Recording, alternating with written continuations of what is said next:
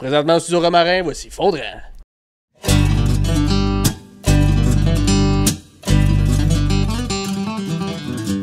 Fondrant remercie ses partenaires. Faneuf Équipement Agricole, c'est une grande famille comptant 8 succursales au Québec. Un partenaire engagé qui vous aidera peu importe l'âge ou la couleur de votre machine. Après tout, c'est votre croissance agricole qui compte.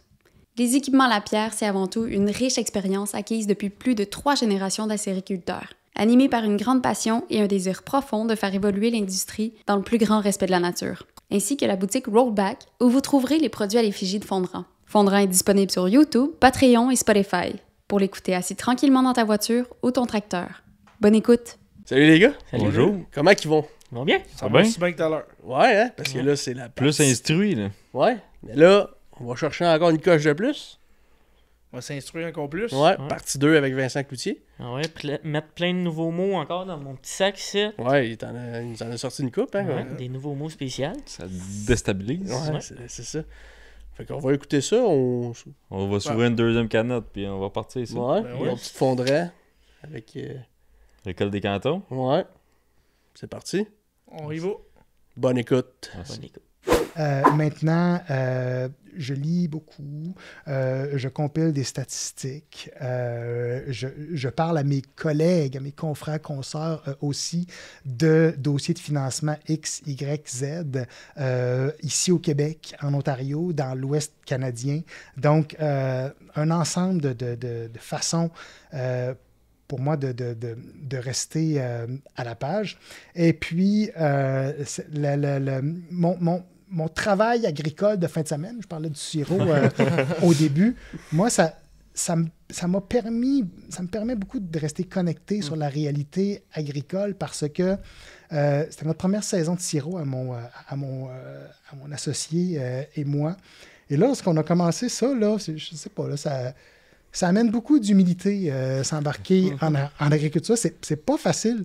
C'est pas facile de faire couler les érables puis de produire un beau sirop de qualité, là, puis garder l'eau. Bref. Alors, gérer des fermes de l'ampleur des vôtres, c'est immensément plus compliqué. Ma petite activité de fin de semaine m'aide à comprendre votre réalité aussi. Ouais, c'est ça, parce que là, tu sais, là, t'as le sirop, mettons, là, c'est une production, mais tu sais, t'as des entreprises qui ont plusieurs productions ou qui ont plusieurs.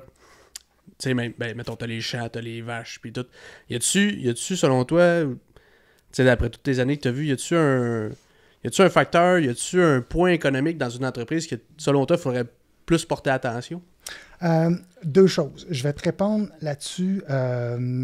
L'élément dont je parlais tantôt, éviter de naviguer à vue, donc savoir ce qui se passe, et être prêt à apprivoiser la nouvelle technologie.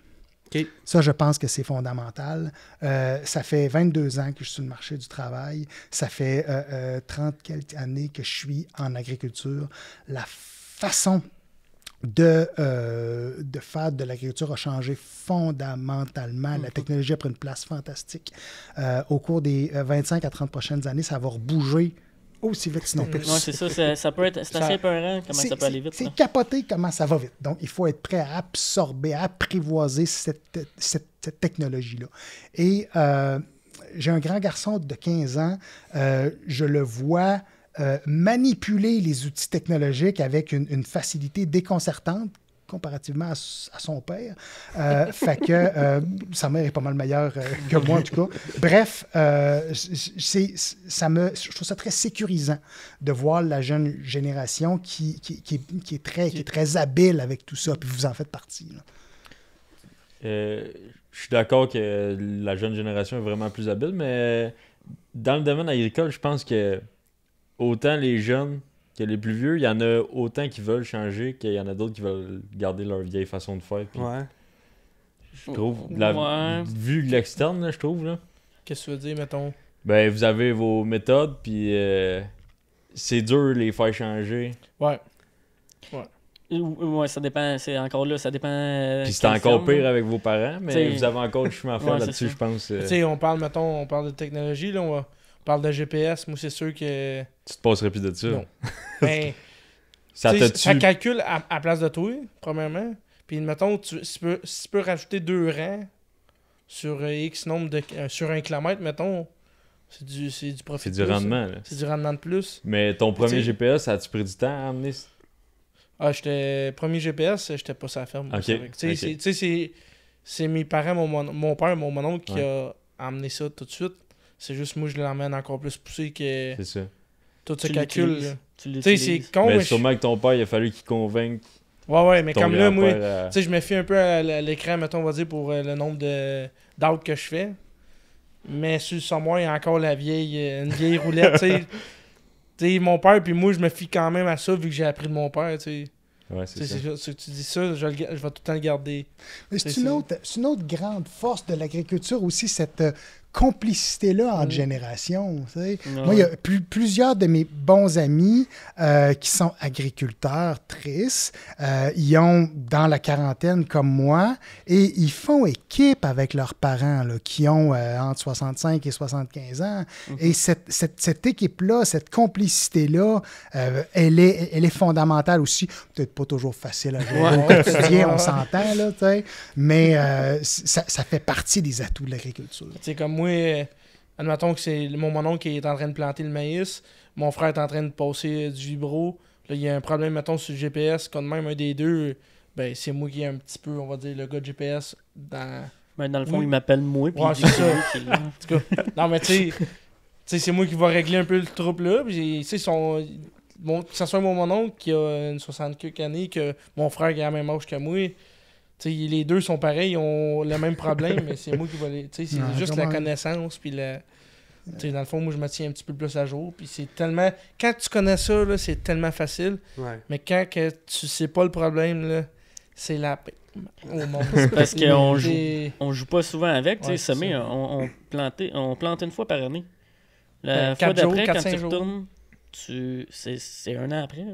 Mm. Puis ce qui peut être une restriction, si on veut, de vouloir investir dans la technologie, c'est parce que ça a un coût qui est pas tout le Ouais. temps facile à justifier non plus. Là. Ben, on s'en parlait tantôt, c'est un des grands défis de soutenir le coût de la technologie. Puis les données d'Agriculture Canada, là, c'est ça qui suggère, c'est ça le message qu'il lance, c'est ce coût élevé-là que le revenu ne justifie pas tout le temps, puis qui fait en sorte que les meilleurs réussissent à générer suffisamment d'excédents pour supporter ça. Une espèce de pression de cercle pressurisant. Je ne veux pas parler de cercle vicieux, là, mais de cercle pressurisant qui tourne depuis la nuit des temps. Je ne veux pas être négatif, mais il ne s'arrêtera pas. Non, non. Mais tu sais aussi, tu disais qu'on est on est plus multitâche. Tu sais, mettons, on peut faire. Dans le tracteur, tes GPS, tu checkes un petit peu moins. Faut que tu checkes tes affaires. Mais tu sais, tu peux calculer des affaires faciles. Mettons, tu marques ça sur une feuille, mais avant, tu regardes en avant. Tu sais, faut que tu sois à ton marqueur. Faut que tu pouvais rien faire ça. Tu sais, là, tu tombes un petit peu. Je dis pas que tu es 100% multitâche, c'est juste que tu es capable d'en faire un petit peu plus. Là. Et voilà. Puis t'es moins fatigué à la fin de la journée parce que t'es un peu moins concentré, moi je dis, mettons. Parce que Puis au fur et à mesure que les années passeront et que la technologie s'améliorera et en fera un petit peu plus, ça va être doublement vrai, ce que tu dis là. Donc oui, ça fait partie de la game. Et tu conseillerais-tu de, même si c'est pas facile ces derniers temps, de continuer à investir dans la technologie tout le temps un petit peu à la place d'arriver à un trop gros gap à un moment donné que là c'est quasiment pas réalisable?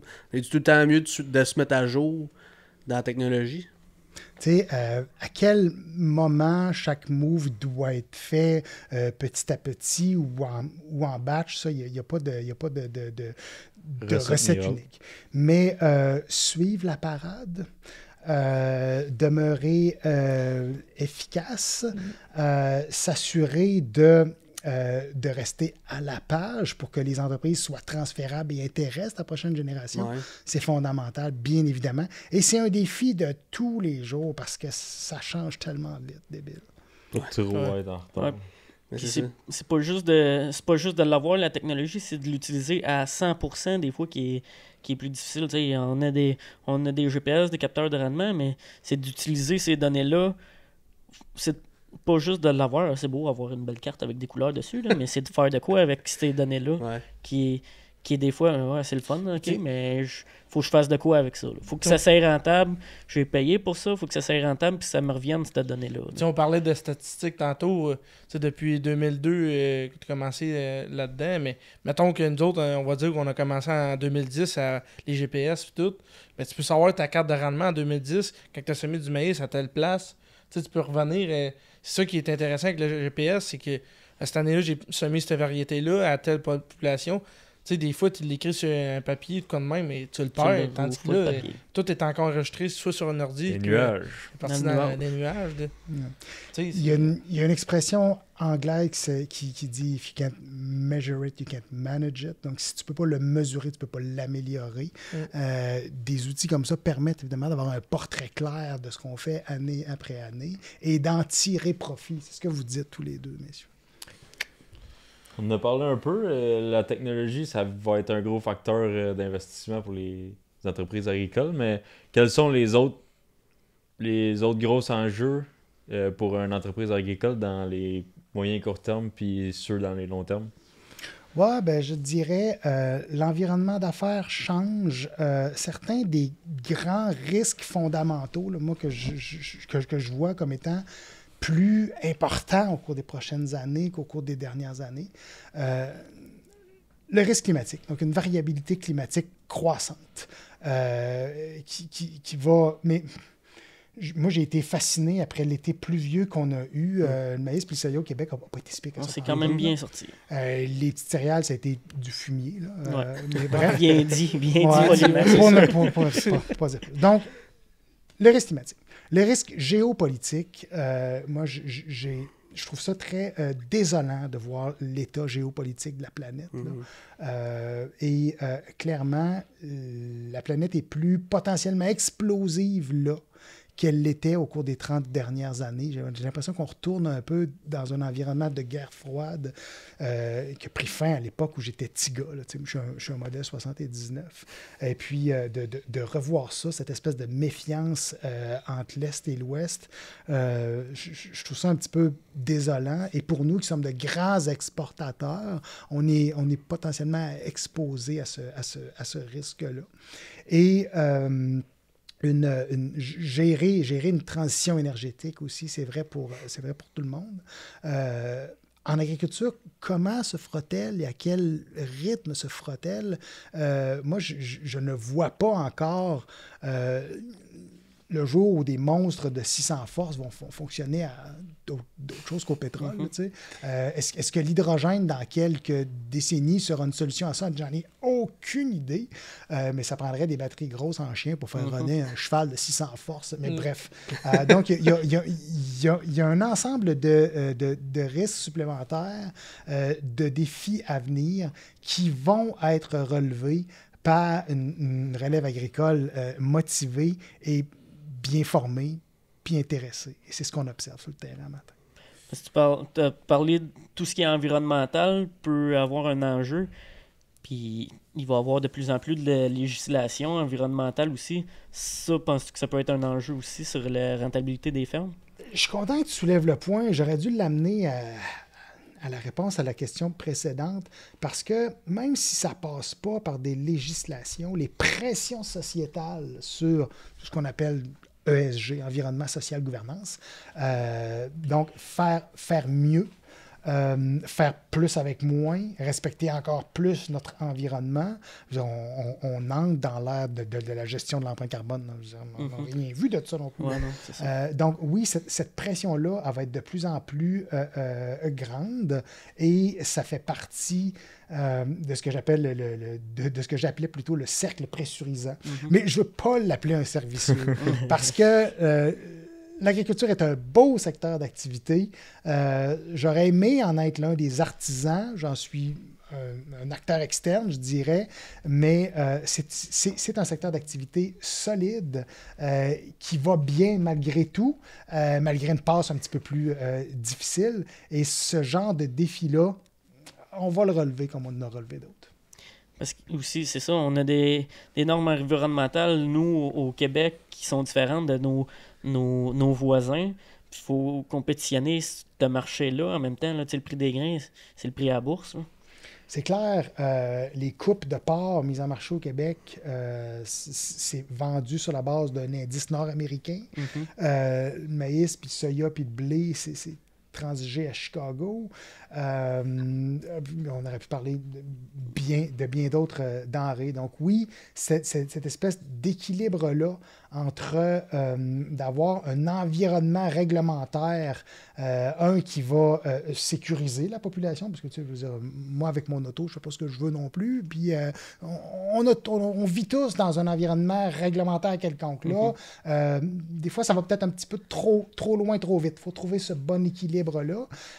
Et en même temps, il faut que ça nous permette d'être compétitifs, parce que l'argent parle, money talks, comme disait Molière. Mais quand on parle de la crise agricole en ce moment, là, c'est-tu une accumulation de toutes ces petites affaires-là qu'on parle depuis tantôt qui fait que là, il y a du monde qui s'en vient de tanner, ou c'est-tu l'effet de les normes qui sont encore plus imposées? Je vais te dire ce que moi je vois puis j'entends. On sort d'une couple d'années de revenus agricoles nets record. Là, les pressions actuellement, là, les taux d'intérêt, ça touche tout le monde. Ça vient nous frapper. Puis les citoyens dans l'économie aussi, les emprunteurs, etc. Et l'année passée, dans le porc, ça a été l'année la plus financièrement négative là, à l'échelle mondiale depuis nombre d'années. Donc, cette pression-là, elle se vit à travers donc, les intérêts, le porc. J'entends beaucoup parler, puis je le constate aussi chez certaines entreprises. Un été 2023 qui a été très difficile, mouilleux. Il a mouillé d'un bout à l'autre en juillet, là, puis la production maraîchère a été fortement affectée. Et si vous avez entendu parler de beaux champs de petites céréales au Québec cette année, vous étiez probablement en Abitibi-Témiscamingue. Je suis arrivé en Abitibi à la fin du mois de septembre, puis comment ça a été, les petites céréales cette année? Beau! C'était beau. Mais oui, ça a été chaud et sec là-bas. Mais dans le reste là, du Québec, ça a été très ordinaire, voire du fumier, comme on se le disait tantôt. Donc, il y a un certain nombre d'éléments qui créent une espèce de build-up. C'est quoi l'expression française pour ça? Je ne sais pas ça, mais bref. Et il y a un vase qui déborde un petit peu là, présentement. Tu as parlé de maraîcher un petit peu. J'ai un producteur maraîcher moi, qui m'avait dit cette année, il s'est tout passé, là, les maraîchers. Il a gelé au printemps, il a mouillé. Ils n'ont pas été capables de passer pour faire les traitements dans les champs. Puis il m'a dit, moi, cette année, je travaille pour essayer de perdre le moins d'argent possible. Il dit, je sais, cette année, j'en ferai pas. Il n'y a pas eu l'augmentation du prix comme les grandes cultures, que le prix a monté. Les prix ont, oui, un petit peu augmenté, mais pas par rapport au coût des intrants. Là. C'était un petit point que je voulais emmener. Puis on n'a pas parlé tant que ça non plus, mais le prix des terres au Québec, on entend de toutes les sortes. Là.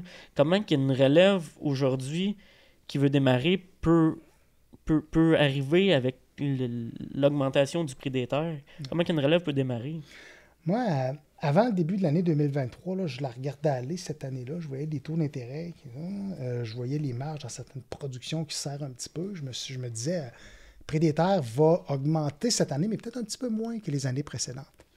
Qu'un cloutier, tabarnouche, que tu pensais. 2023, la valeur des terres a augmenté, je ne me rappelle pas si c'est 11, 12 ou 13 au Québec, là, mais a augmenté de façon impressionnante. Il y a une province au Canada où la valeur des terres a diminué, c'est en Colombie-Britannique, mais dans la vallée de la Fraser, il y a une grosse production laitière là, et faire de la luzerne sur des terres à 100 000 $, ça devient un petit peu serré. Le prix du lait n'est pas si différent là-bas qu'ici. C'est ça. Mais bref, ici, augmentation de 11, 12, 13 %. Je me dis, Colin, qu'est-ce que c'est ça? Qu'est-ce que c'est ça? Qu'est-ce que ça va prendre pour que la croissance slack un petit peu? Là, or, ce qu'on réalise, un actif de très, très grande qualité, et il y a encore un certain nombre d'entreprises qui ont les reins suffisamment solides pour croître et la volonté de croître, puis ça prend pas 50 intervenants qui veulent un lopin de terre pour que le prix se maintienne, voire augmente, ça en prend 2. Ouais, c'est Et ça. manifestement, il y en a 2, des fois 3. Fait que c'est ça qui se passe. Maintenant, pour revenir à ta question, ça n'enlève rien à la complexité du défi, et c'est pour ça que l'ordre de transfert, souvent, ce n'est pas transféré à la valeur marchande, hein, on le sait. Et puis, il y a toutes sortes de modèles différents. Puis ça, la communauté agricole n'aime pas ça quand je sors ces chiffres-là, mais c'est des faits, ça ne vient pas de moi. Statistique Canada observe depuis à peu près 25 ans, là, à travers les recensements successifs. En fait, on est rendu à 96, ça fait 26 ans. 6 recensements de suite. Tu es un modèle 96. Hein? Ah, donc, ça fait, On ça est fait tous des modèles. Bon, Ça fait 28. c'est un bon millésime. C'est vrai, on est rendu à 28. Bon, il est tard. Hein? Alors, bref, après 6 recensements, la proportion de terres qui sont louées d'autrui augmente constamment. Donc, il y a une proportion croissante de terres agricoles qui ne sont pas possédées par ceux ou celles qui les exploitent. Puis je sais très bien, là, je suis dans le milieu depuis des décennies, qu'être propriétaire de ces actifs, c'est viscéral et important. Je comprends tout ça. En même temps, je vois des indicateurs qui montrent que dans certains cas, ça évolue différemment. Moi, ce que j'en conclus, la recette unique, elle n'existe pas.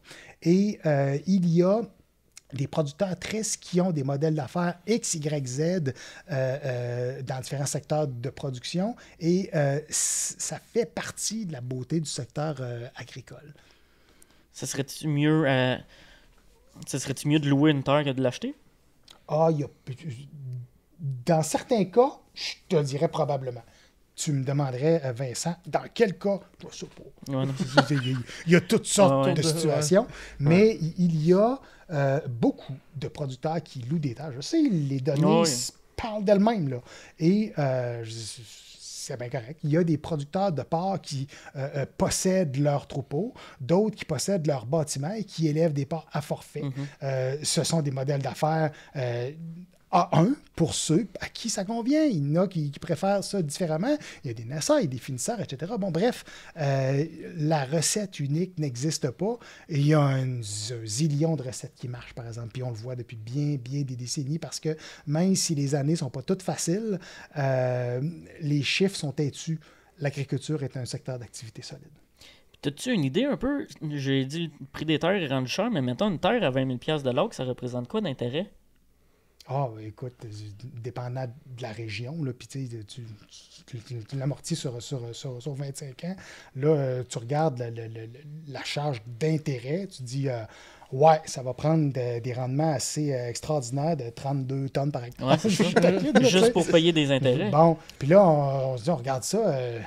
Le payback est de 722 ans. Encore une fois, je blague là. Mais, tu sais, ce que ça signifie, tu sais, je veux dire, la volonté des entrepreneurs agricoles de réinvestir leur argent dans leur business chez eux, elle est extrêmement puissante. Hein, et ça passe à travers la terre, cet attachement-là. Et parfois, cet attachement-là défie des règles économiques et financières, puis c'est ce que l'on voit là. Alors, moi, je me rappelle, quand j'ai commencé sur le marché du travail au début des années, ça fait plusieurs fois que je dis ça, là, ça me rajeunit pas, mais à l'époque, ça avait-tu pas de bon sens d'acheter du quota de lait à 15 000 $? Ah ouais, c'est ça. C'est ça. Aujourd'hui, à 15 000 $, ça va, je l'arrête tout. Ouais, c'est ça. Ah ouais, si. Oui. Tout le temps ça. C'est tout le temps plus facile par après. C'est ça, là, on parle. Tu sais, la relève aujourd'hui, là, Dan, il décide d'un matin, là, la passion, il pogne de l'agriculture. Là, il s'en va dans quelle production pour réussir à vivre de l'agriculture? Ouais. Il fut ça doit faire une dizaine d'années. J'étais dans une salle à Sainte-Marie-de-Beauce. Une salle réunie par la coop Unicoop à l'époque. Puis on était 250. Puis après ma conférence, il y en a qui me demande, il dit, toi là, il me demande ça de même. T'investirais-tu dans le lait, toi? T'achèterais-tu du quota?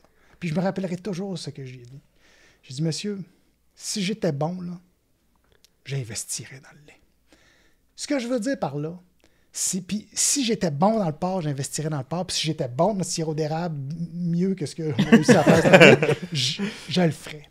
Parce que les producteurs de porc qui produisent 30 puis 32 petits cochons par truie, puis les producteurs de lait qui sont ça coche, puis les producteurs de grains, producteurs tristes, bref, il faut être performant pour réussir dans ce secteur d'activité-là, comme dans les autres aussi. Et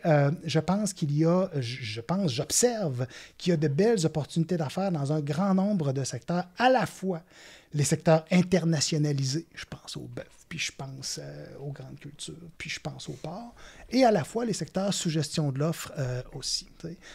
Le lait a été pressurisé au cours des dernières années par les 3 grands accords commerciaux, l'accord avec l'Europe, le PTPGP et plus récemment l'ASEUM. Quand ils vont être les 3 mis en œuvre, je pense qu'on peut entrevoir une relative paix commerciale à cet égard-là. Donc, on va se réapproprier la croissance du marché canadien. Je veux dire, la gestion de l'offre est solide. On va pouvoir répondre aux besoins du marché canadien de façon, comment dire, un petit peu plus stable. Bon, fait à la fois dans ce secteur-là et comme dans d'autres, il y a des belles opportunités. Mais est-ce que tu es bon?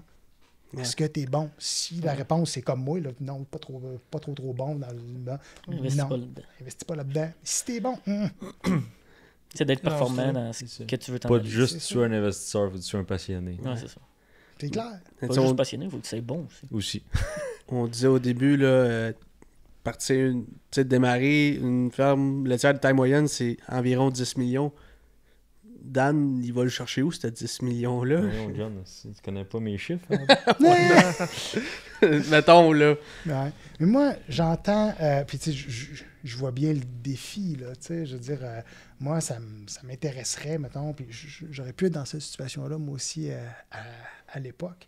J'ai fait des choix différents, puis au risque de me répéter, je les regrette pas, mais tu sais, bon, ça prend une ferme, la valeur marchande d'une ferme laitière moyenne, ça se chiffre dans les millions. Ça prend une bonne équité pour réussir à attacher un financement. J'ai pas 2 puis 3 millions, au contraire de Danick.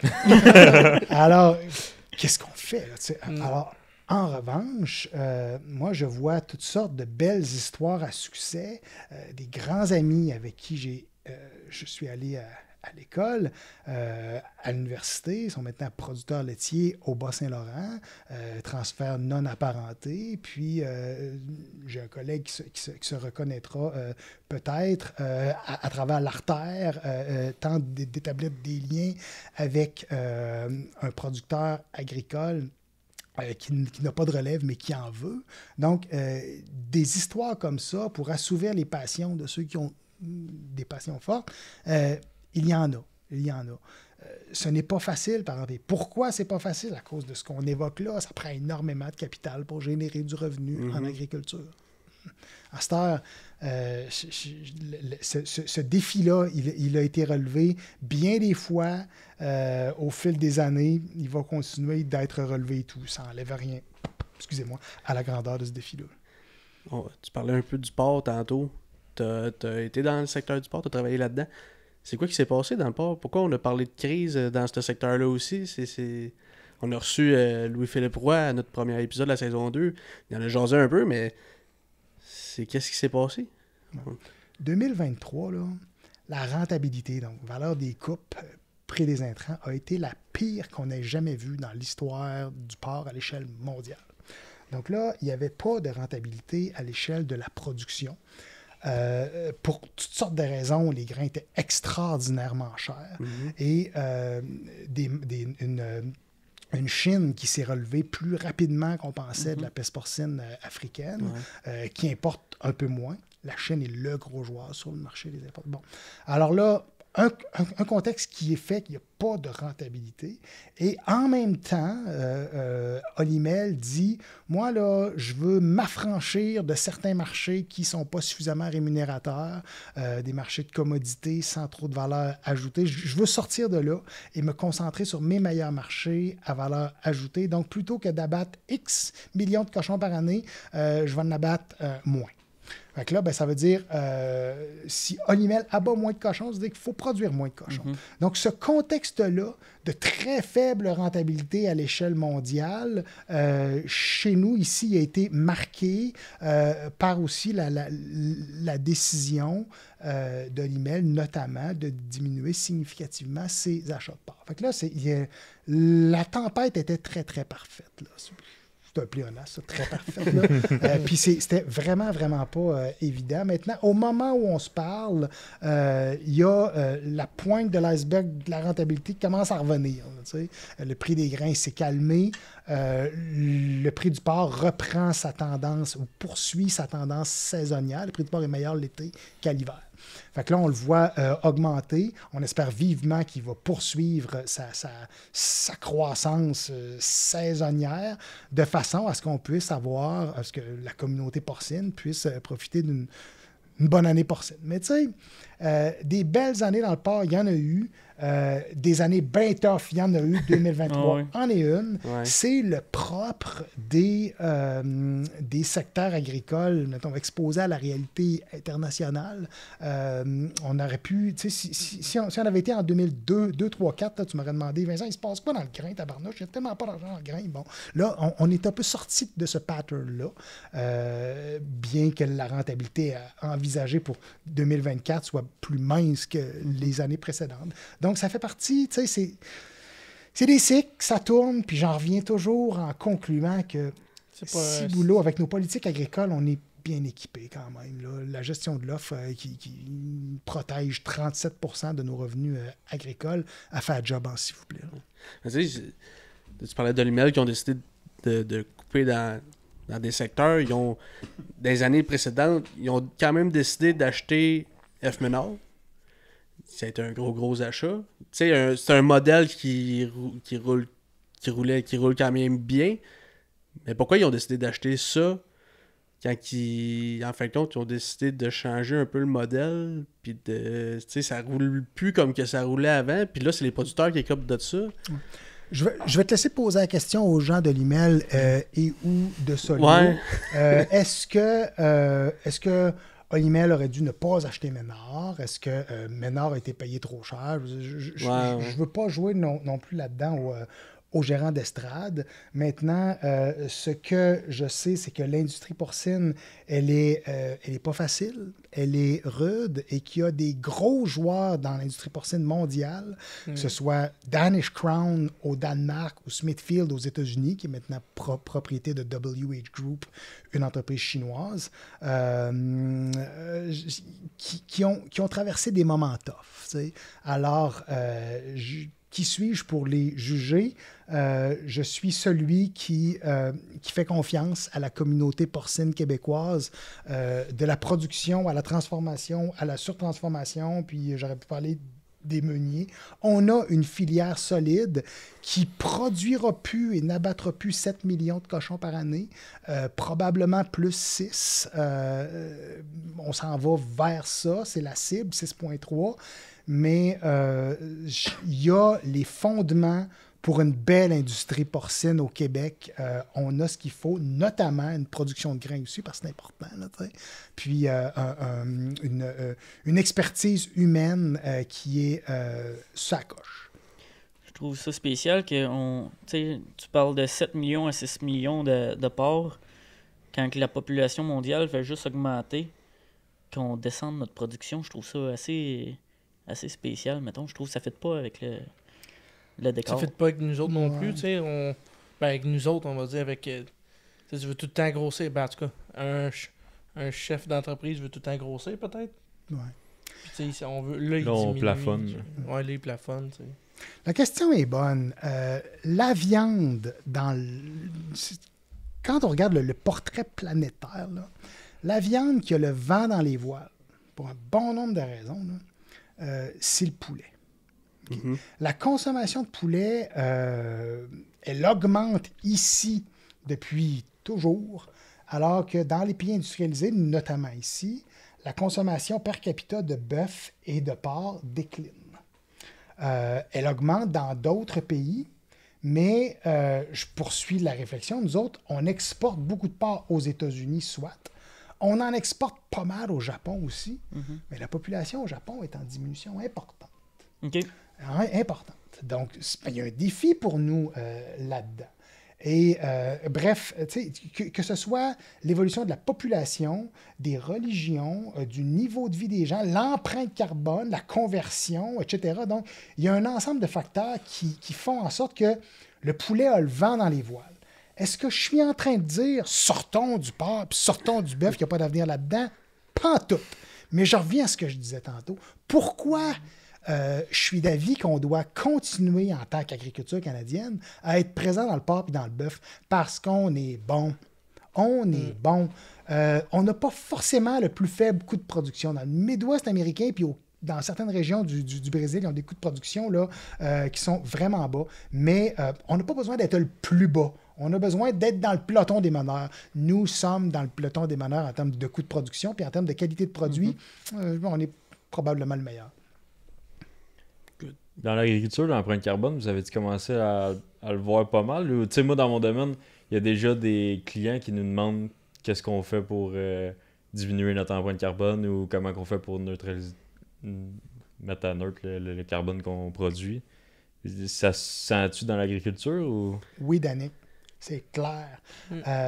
Nous, en tant qu'institution financière, je ne doute pas que c'est la même chose dans d'autres, là, c'est rigoureusement compilé, puis on a des cibles et tranche de vie, j'ai moi-même été appelé à évaluer l'empreinte carbone de certaines productions agricoles.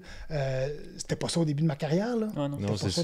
Puis, au cours des 20 prochaines années, si je fais ce métier-là encore une vingtaine d'années, ça va prendre encore plus de place. Donc, la réponse, c'est oui, mais on n'a rien vu de ça encore. Ok. Rien. On revient un peu au sujet des terres.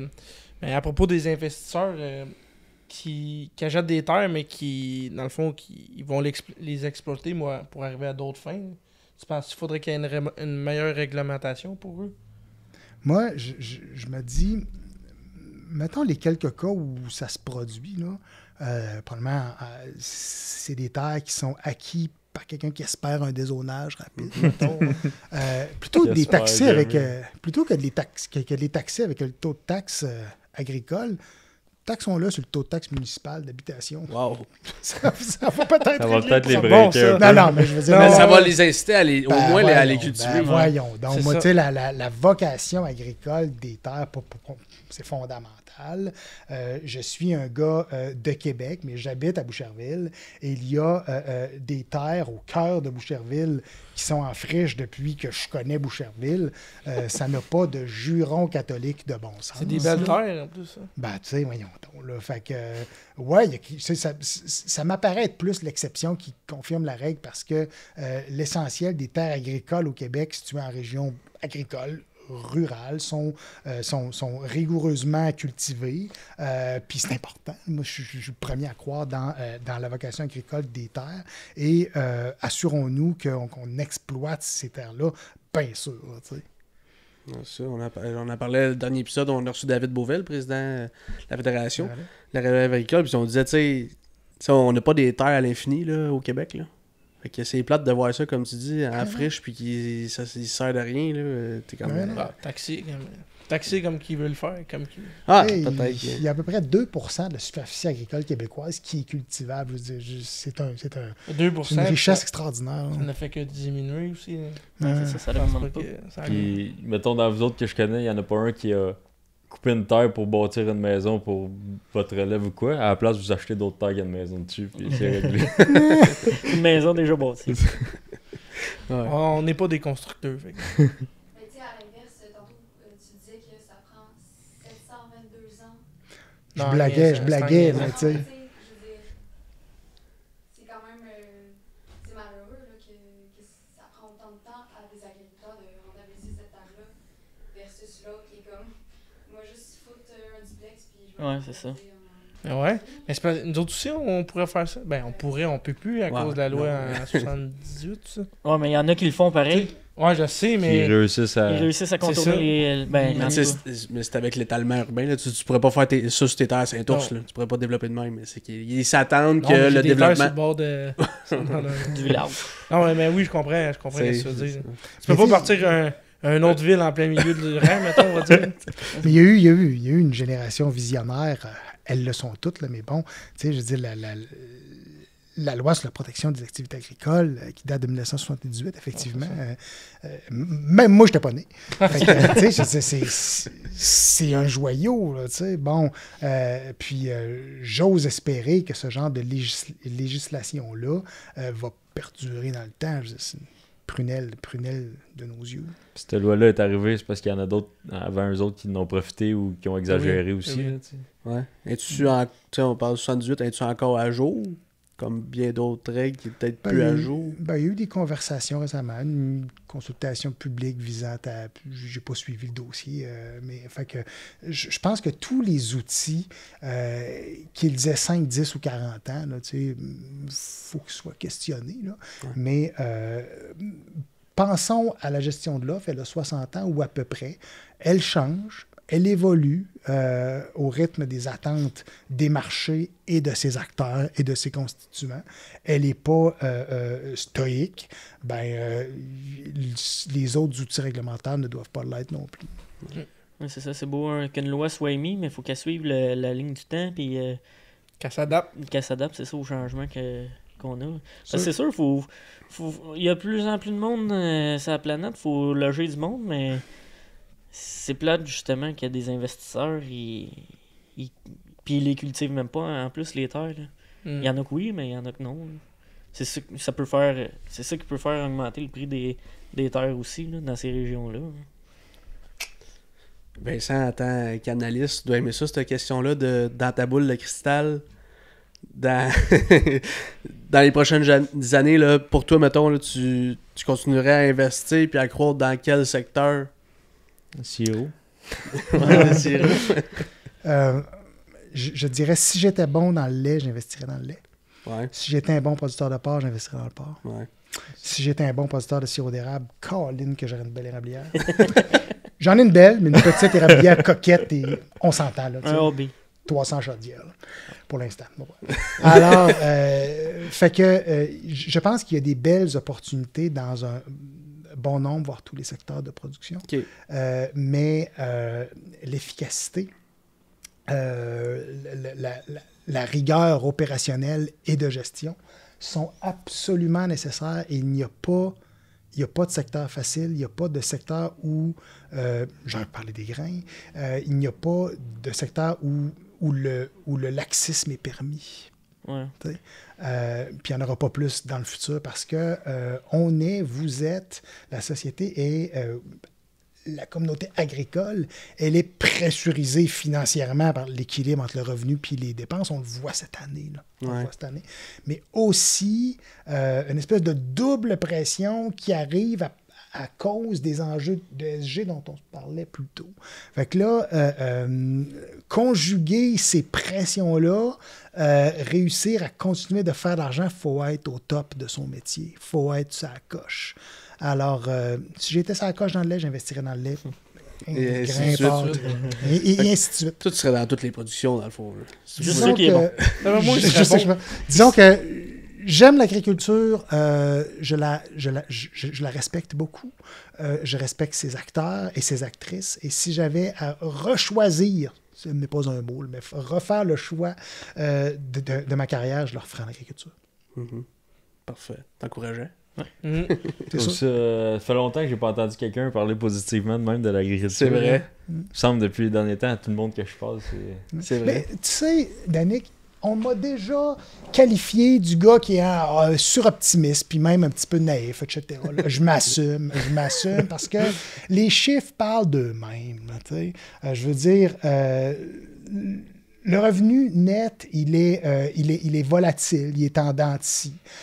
Mais l'agriculture est solide, le bilan de l'agriculture canadienne est solide, notre positionnement commercial à l'échelle internationale, que ce soit le port du Québec ou bon, on produit du stock de grande qualité, les fromages du Québec, etc. Bref, on répond aux attentes de la société et il y a une belle rentabilité qui est générée par l'agriculture, bon an, mal an, même si toutes les années ne sont pas faciles.